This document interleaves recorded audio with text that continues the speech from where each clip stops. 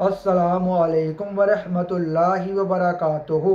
بعض لوگوں کے سر میں بہت زیادہ درد ہوتی ہے اور ان کو آرام نہیں آ رہا ہوتا، بہت دوائیں کھا چکے ہوتے ہیں۔ حضور صلی اللہ علیہ وآلہ وسلم اپنے صحابہ کو یہ دعا پڑھاتے تھے۔ حضور صلی اللہ علیہ وآلہ وسلم کے عمل سے بہترین عمل کوئی اور ہو ہی نہیں سکتا۔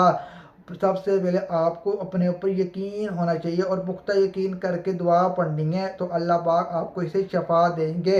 سر پر ہاتھ رکھنا ہے، ہاتھ رکھ کے آپ نے سب سے پہلے 3 مرتبہ بسم اللہ پڑھنی ہے۔ بسم اللہ الرحمن الرحیم، 3 مرتبہ آپ نے بسم اللہ پڑھنی ہے اور اس کے بعد آپ نے اول آخر 3 مرتبہ درود شریف پڑھنا ہے اور آپ نے پھر دعا پڑھنی ہے جو حضور صلی اللہ علیہ وآلہ وسلم اپنے صحابہ کو پڑھاتے تھے۔ میں پڑھ کر سناتا ہوں۔